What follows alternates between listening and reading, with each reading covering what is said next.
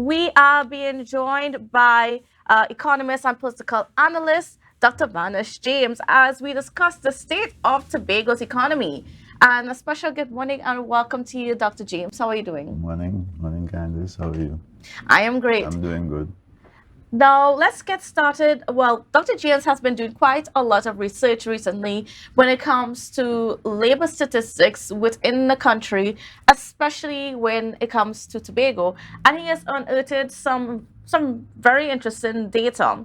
And, for one thing, we know that there's been a high level of employment within the THA and the government, any of the government, because unfortunately, that's just the way our economy has been for some time.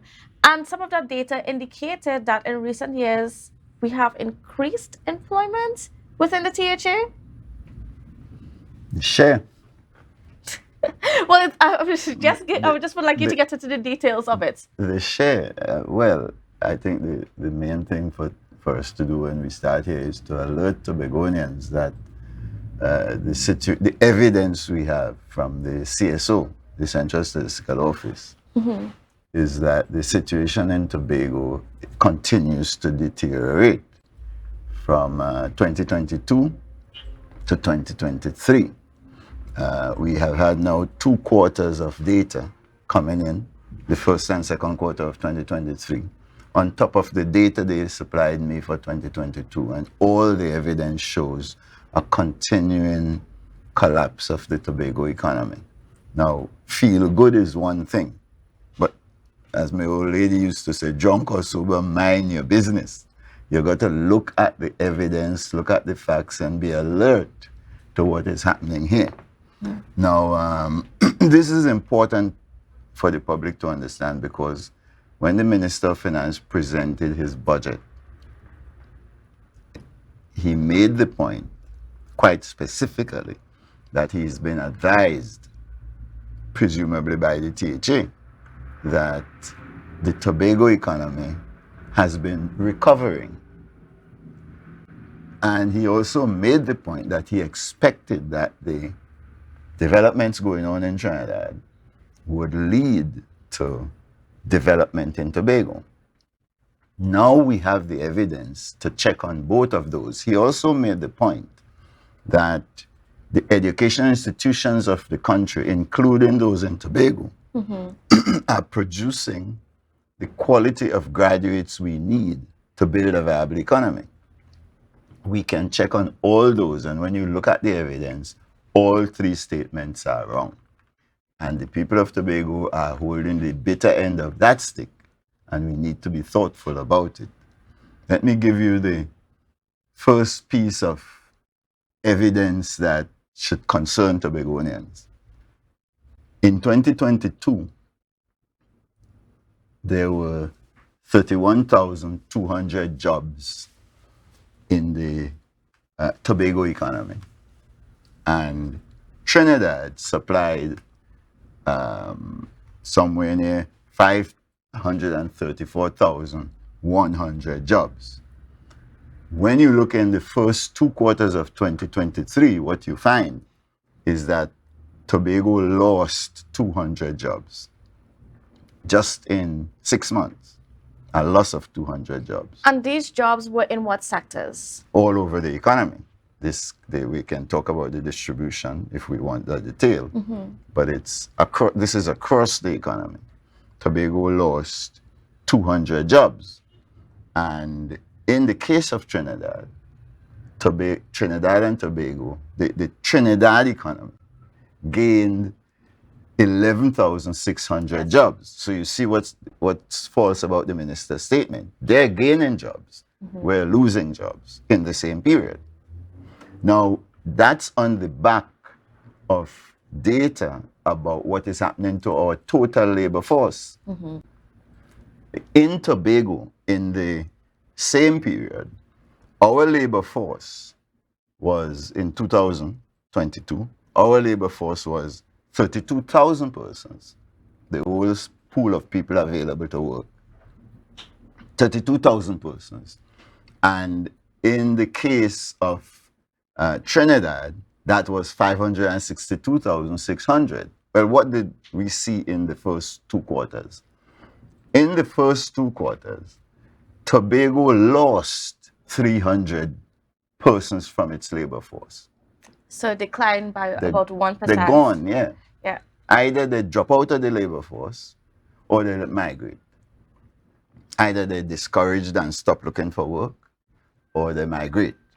In the case of Trinidad, they gained 8,200 members in the labor force. So Tobago is going south while Trinidad is going north.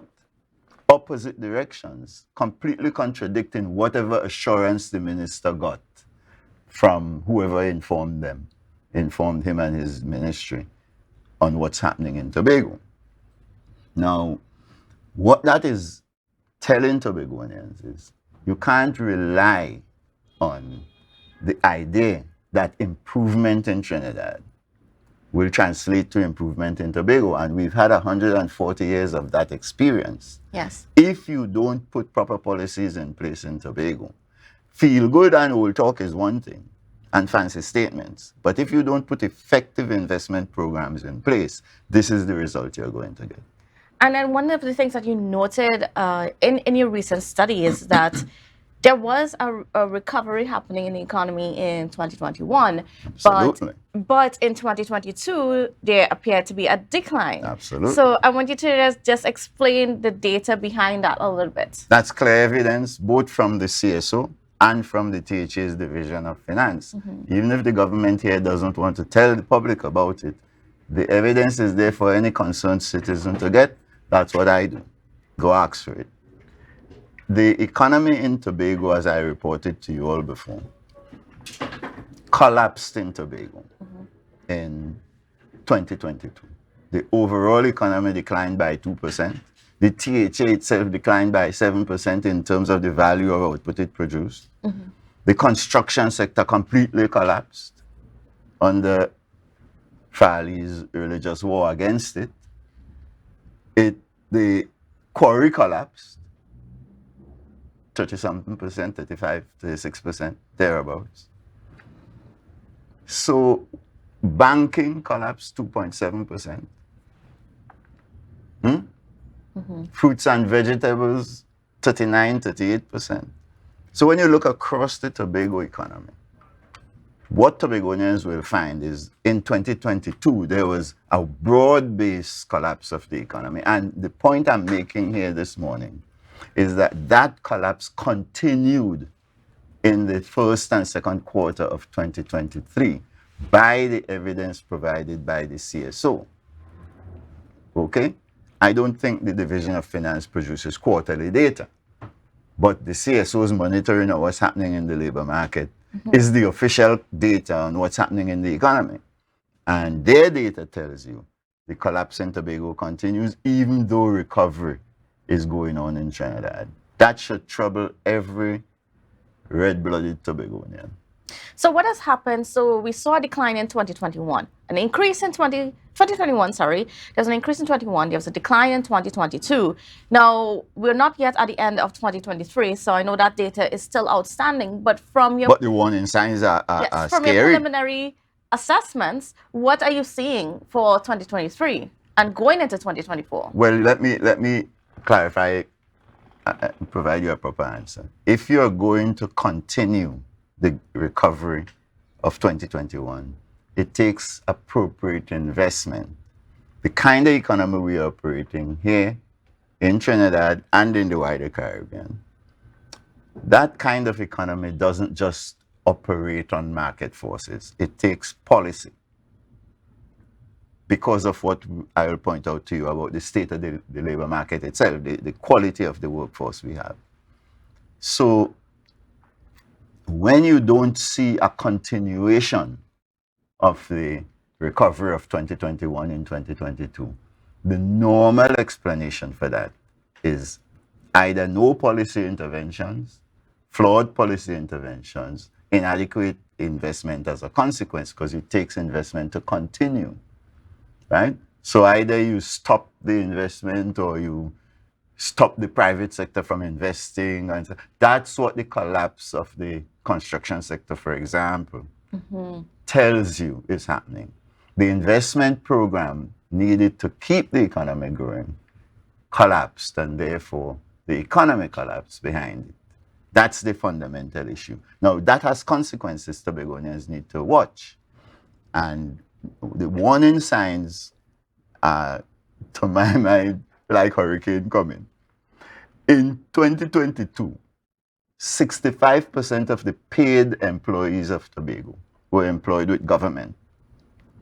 In 2022, in just 2 quarters, that share increased, even while the labor force and total employment declining, and maybe because of it, that share increased to 74%. CSO data, this is not Division of Finance data. These are the official samples of the country collecting the information on what's happening in the labor market. And this is the labor market component. This is not the whole economy. You're looking at what's happening to people working, seeking work, and so on. 74% of the paid employees.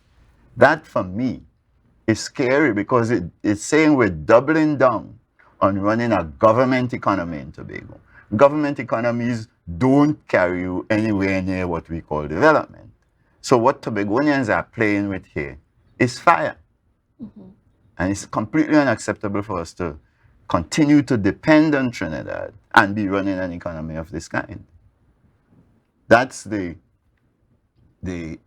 paid employees. Now, if you look in Trinidad, what you see is that the private sector in Trinidad accounted for 67% of the jobs down there.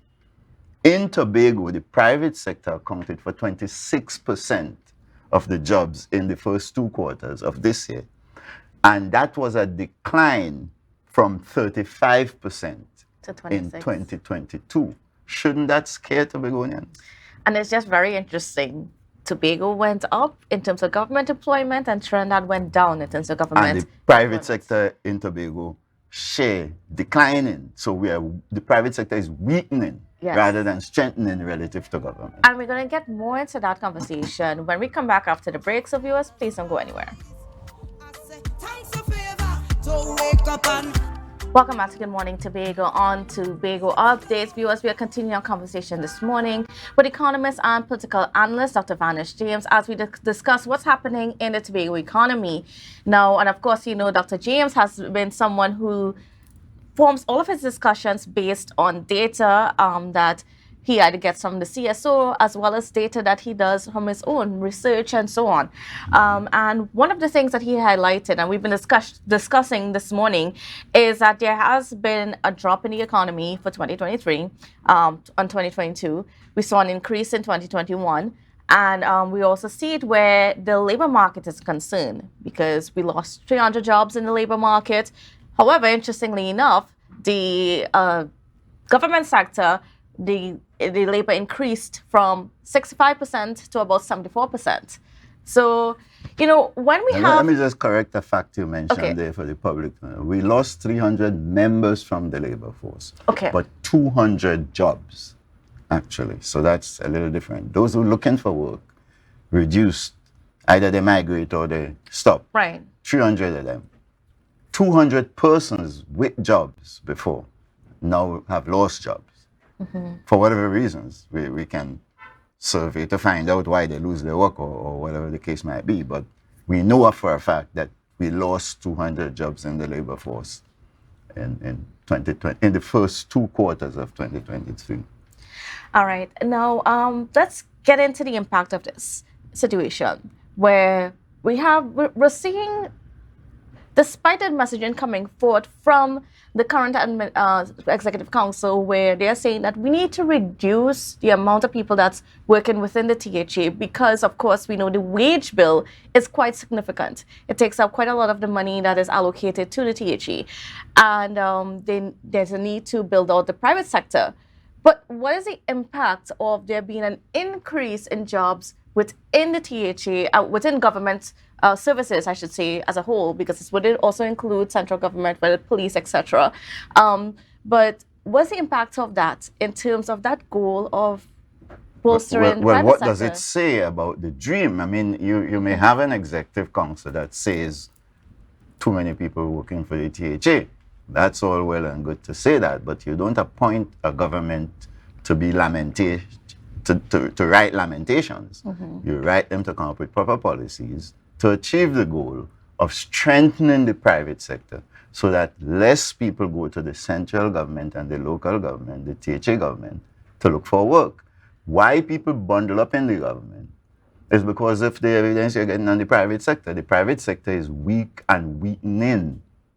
To get that to change, you have to have strong policies to reverse the declining trends in the private sector. Let me give you a piece of evidence about the state of the private sector by looking at the construction sector, which was one of the big collapsing sectors in 2022. In the first 2 quarters of 2023 in Tobago, the construction sector on the CSO's count lost 200 jobs. In Trinidad, the construction sector created 6,900 jobs. So we're doing something wrong with our investment program so that the construction component of our investment program is weakening. That's a major indication that policy on the island is inappropriate. Maybe it's a dream to get the workers to work in the private sector. Maybe that's a great dream. That is a good goal. But what you're doing to achieve it is a whole different discussion. And the evidence is telling you that between January of 2022 and now, whatever you're doing has been wrong. That's what this evidence really is saying. We've had 4 quarters in 2022 and 2 additional quarters in 2023 of collapse. And anywhere in the world, including in Trinidad, that happens. The government is held to account. Here in Tobago, where we continue to refuse to drink chocolate when we wake up rather than smell coffee. You've got to wake up as a citizen and pay attention to what is happening. Drunk or sober, mind your business. And you can't blame Vanus James for telling the truth. I am bringing the evidence. You interpret what is happening. And if you want my help, I can tell you what is happening as an economist. But my first responsibility as an economist here is to bring the evidence, and let me alert you to the fact. If I don't bring it, the public servants can't do it under their secrecy laws. They can't do it on their own. The government has to do it. And the government has refused to do it. They didn't do it in the budget. It's happening now. The CSO has brought out the data. They sent it for me last week. As soon as I get it, I rush and send it to the media. Nobody else. If I ain't live here, how you gonna know? You follow me, Kandace? Yes.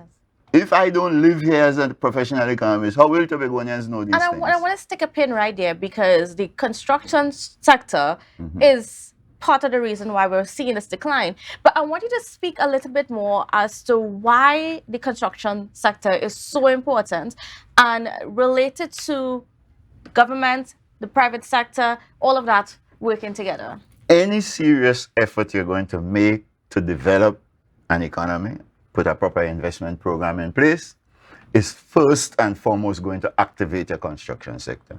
If you want to develop your school system, you have to build plant. If you're going to develop your hotel industry, you have to build a new plant, and so on.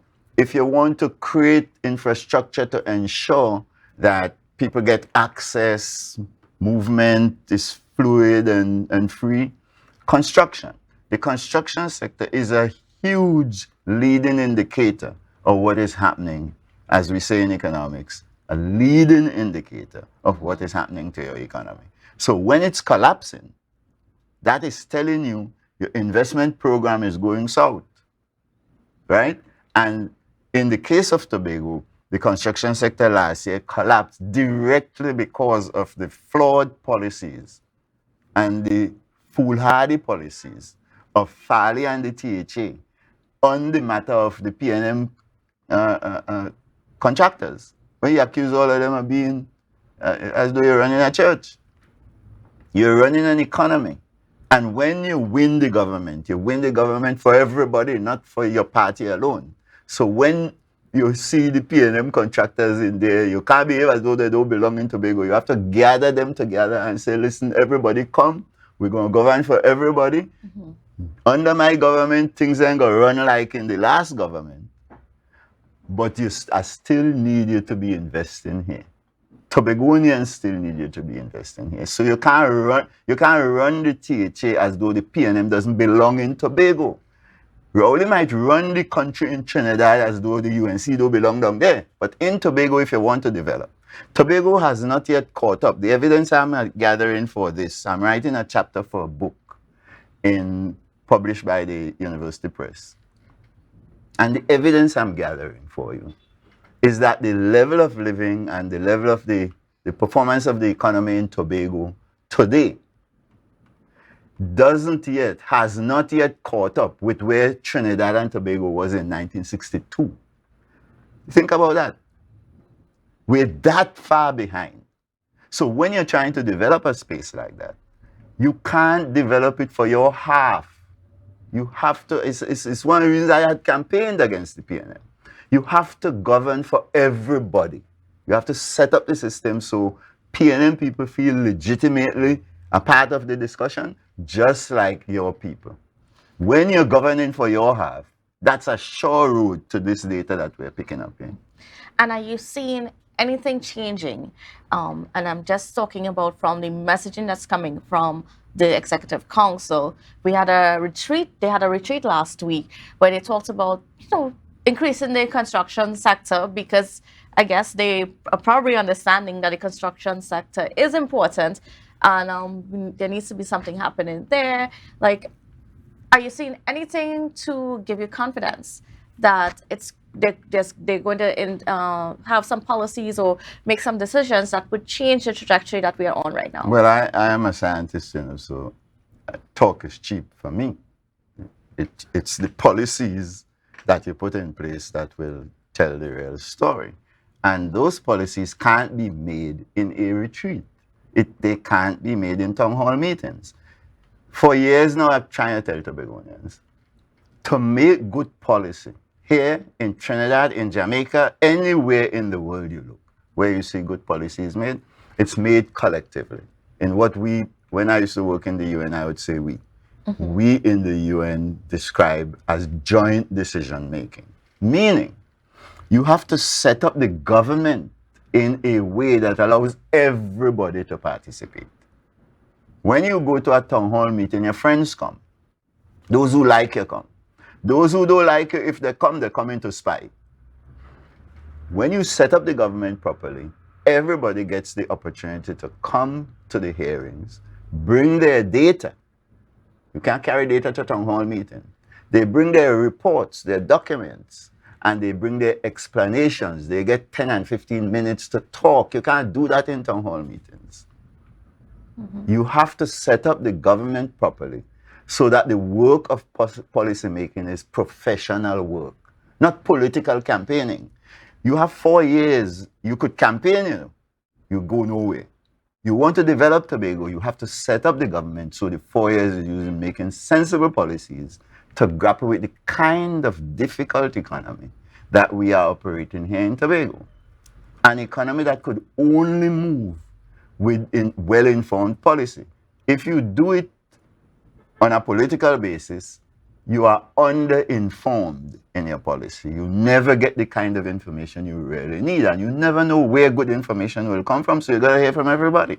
So I am not persuaded that a retreat is the tool that you're going to need if you're going to move an economy like this forward. And I guarantee you that when we look at the data for the rest of this year, after the CSO collects it, we will see continuing decline, just like I predicted about the first 2 quarters. And the reason for it is the way we're doing things. We may have good intentions, but incompetence is incompetence regardless of your intentions. It's good policy based on good structures, good decision-making systems, and inclusive decision-making. Let me repeat. When you win, You have to bring the PNM to the table. You have to bring the UNC to the table. Bring all the parties, east, west, north, south. You want development in Tobago, come let we talk. And set up your government in such a way that all of us get a fair chance to bring our thoughts to the process. Diaspora, foreign investors, Trinidad investors, the government in Trinidad, everybody must be able to come to your processes and participate. If you don't do that, I guarantee you what you will get is flawed policy and economic failure. And that's what the evidence is showing. Now, I want you to juxtapose that with what's going on with Carnival. What we just came out of the Tobago Carnival, we have the private sector reporting that it was very good. In some places, their sales were fivefold of what they used to, and so on. And they all seem very excited about that. I wonder if you put that in context. Well, that obviously has a simple meaning. It doesn't have a developmental meaning. I mean, if you're in the bottom of your barrel and you're stuck there and somebody throw down some bread for you to eat, that you're happy, but you're still in the bottom of the barrel. What is happening here is that we're failing to understand how to use the carnival industries to anchor a development process in Tobago. Carnival, as we are organizing it here, is a very import-intensive activity. And the more import-intensive it is, the less impact it will have on development in Tobago. So when you come, say, to the hotels, everything you consume, you import. You import your food, you import your wine, you import everything. The only thing you don't import, you import your beds, everything. The only thing you don't import is the individuals who are going to be serving you in there. If that is your situation, when you're investing to develop Carnival, you have to look to the other phase of other aspects of the industry, the non-import aspects. Economists will say, if you're doing it, it must create demand for your local foods. It must create demand for local education. It must create demand for local skills, local crafts, local creativity, right? You need linkages, as we say, being built to the rest of the economy. The impact on the local economy is a product of those linkages. If you import in voice and you import in Kes, the band and everything else, all the 12 million you spend will go to them. They pocket it and they go on to Trinidad, zero impact in Tobago. So when Tobagonians are expressing happiness, that's good for the event and the moment, but it will have no long-term effect. And that's the evidence you have in front of you. From last year, we had a carnival, right? This year, we have a carnival. The economy is still collapsing because we're not doing the things needed to build our capacity to drive the process. If you go to the Miami Carnival, as I have been, you see a completely different operation. They're still importing Carnival, but they set up the venue in such a way that you have to come there and buy American stuff. When you go in there, go South Beach, all those places, you're buying stuff they import from China, but you're buying stuff they make in America. That's the difference between what we're doing here, importing a whole industry from Trinidad, importing the operators, we import the music, even the calypsos. I mean, we have a long tradition of having first-class calypsonians. Where is the program to continue the development of Carnival calypso creating capabilities? To say nothing of our own variants of mass, our own history that we're telling. And so that's what Mac Williams and those people were doing when they invented Carnival. We have to be extremely careful not to go for hype. We are 50, 60 years behind the country in Tobago. And we had better be thoughtful about what we're doing here as we're looking at another 1,000 years depending on and begging Trinidad. All right, well, we'll get into that conversation a bit more, but we got to take a quick break. So viewers, please don't go anywhere. We'll be back right after this. Welcome back to Good Morning Tobago on Tobago Updates. And viewers, before we continue with our conversation this morning, just want to let you know that if you wanted to get classes for your standard 3, 4, and 5 students, Miss Ingrid is available for you on Sundays only for 3-hour sessions. And she gives you individual attention. So you can contact her at 266-5952 or 222-2082 for more information. All right, so moving on to our conversations for this morning, we are continuing with Dr. Vanus, change economist and political analyst, as we talk about what is going on with our economy here in Tobago. And of course, if you've been listening, he presented some data to show that there has been a decline in our economy, especially for 2022 and into 2023. Now, there's also a issue with what's going on with our education here in Tobago, and you presented some data that shows that it's not at the same levels that it was. Not what it should be, not good enough if you want to develop. Look, Tobagonians have to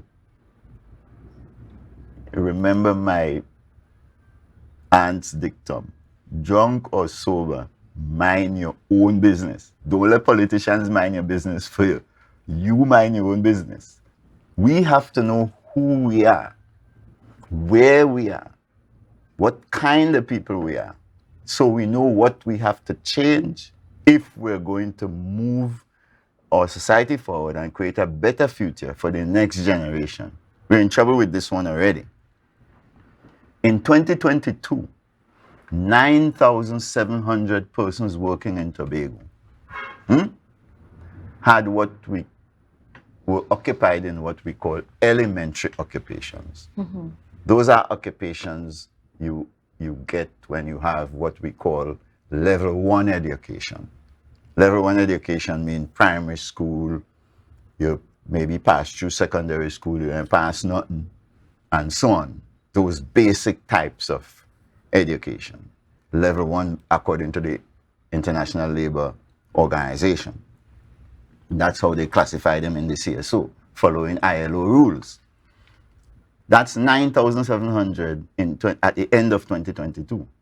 At the end of the first 2 quarters of 2023, that's 6 months later, that number increased to 10,400, right? In elementary occupations, meaning the people with those jobs have little education. Now that has to worry you, because what it means is you have a lot of low productivity workers, and if you want to develop your society, productivity is the key.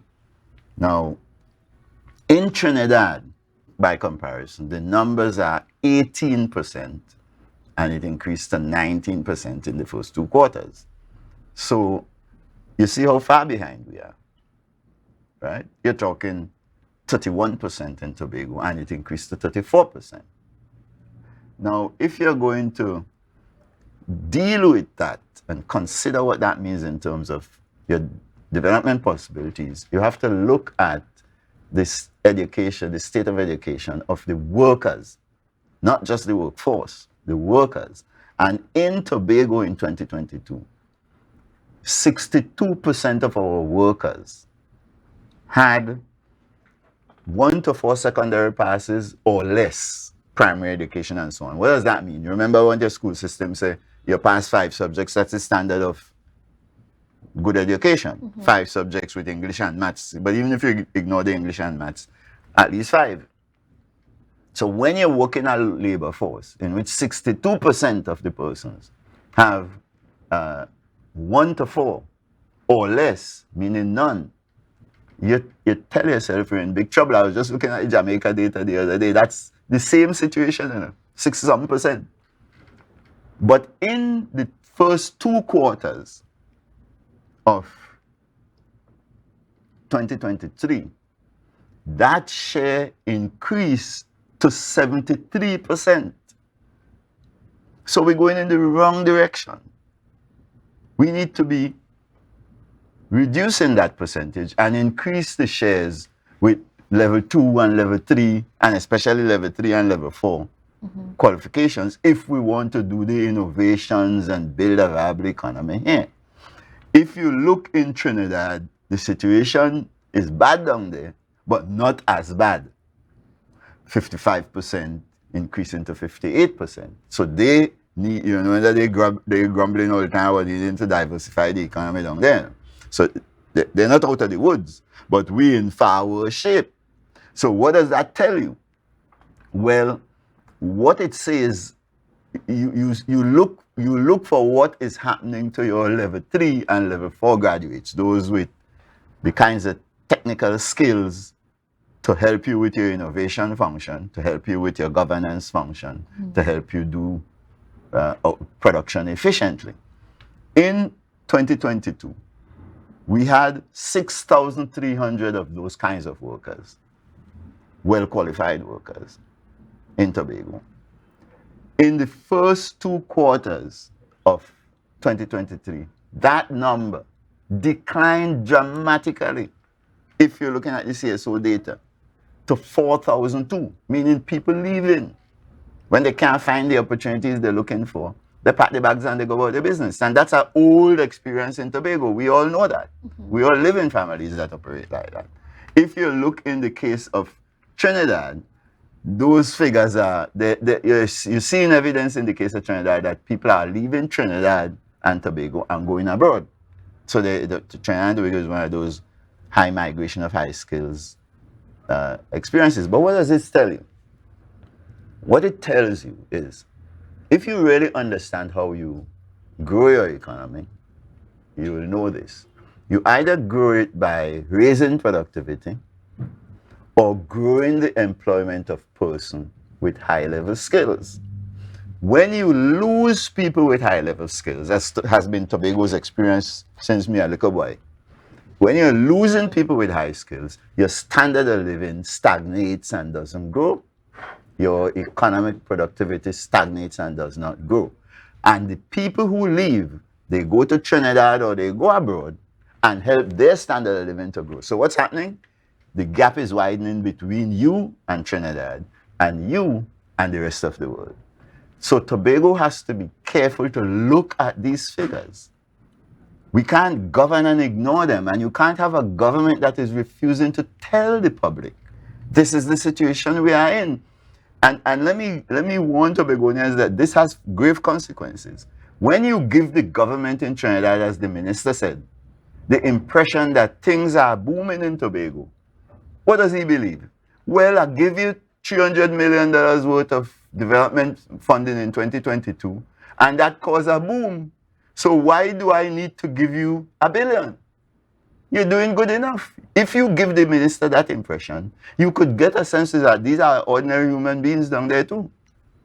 They'll get the false impression and they'll think that they're doing good with their budgeting.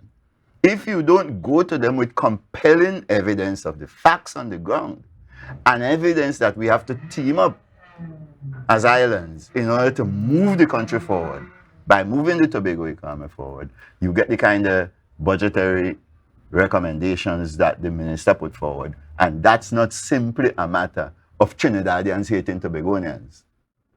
We have to open our minds and begin to think of the need for Tobago to provide proper leadership. Bring the facts, bring proper interpretation of the facts, and let's shape policy on evidence-based evidence, not guesswork, not old talk, not sweet talk. You can't run Tobago as though you're running it with a smart man. You've got to run it with a competent, technically skilled pool of people out of the THA. Now, I want to put that against that something that the Prime Minister said recently, that yes, even though Tobago needs some more self-governance and so on, and of course that situation is in the Parliament and all of that, but as it is currently, there are still things that the THA can do. Are you seeing the THA in its current form utilizing the powers that it has to its maximum ability? Well, the evidence speaks for itself. You don't need my opinion for that. The people of Tobago could form a judgment about that from the evidence I'm presenting. And if you remember, this is public evidence. Any citizen could access CSO for the data. A lot of people, when I come to the media and present it, call me, write me, send emails asking for the data. I share it liberally. Yes. the public can know for itself what is happening. And if the Prime Minister says what he said, you could look to see if he's talking the truth. And the evidence in front of you is that what the THA has been doing in the last 2 years is the wrong thing. It could only be the right thing if it's generating progress. It inherited an economy that was beginning to recover. In 1 year, that economy turned around, and we are seeing the evidence now that that turnaround and decline continues. So something is being done in the wrong way in the THA. Now, you don't have to be ashamed to tell your people that is what is going on. You have to have the courage to say so, and the skills and the wit and the honesty to bring all of us together, to let's work out what is to be done. And all of us includes PNM people. I hold no brief for the PNM. I remember I campaigned to move them. I hold no brief for Rowley. I don't think he understands what's going on in the country, to say nothing of Tobago. But I think we here in Tobago are the ones seeking development. And we need to think about what we're doing. And the one thing you can't win on is divisive government. To get Tobago to move forward, you have to unify Tobagonians, and then you have to unify Trinidad and Tobago around one proper agenda. And that is not what is happening, and that's why the collapse continues. And we shouldn't fool ourselves about it. Vanus James is not bringing you his own construction of the information. This is the CSO data. I'm just quoting the evidence. I'm writing a chapter interpreting the evidence, but I'm not interpreting the evidence here. I'm just giving you the evidence, and I'm saying if you read this evidence as just an ordinary mind, you don't need no PhD for that. That evidence is telling you that the collapse of 2022 is continuing, and you open your eyes and you will see nothing sensible has yet been done to reverse it. So it will continue through 2023 and run into 2024, and the rubber will meet the road in election terms at that time. Don't forget. All right. Well, unfortunately, we are out of time, but Dr. James is often on with us. So this is a conversation that we will be continuing. So I want to thank you so much, Dr. James, for being on with us and for giving us your expert opinion on the economy. Expert evidence. And expert evidence. Tell you the truth. And expert evidence. All right, yes, viewers. So thank you for staying with us, and I hope you enjoyed this morning's program. But we are not done here in Tobago Updates yet, because at 10 o'clock we have brunch coming up for you, so you want to stay tuned for that. See you then.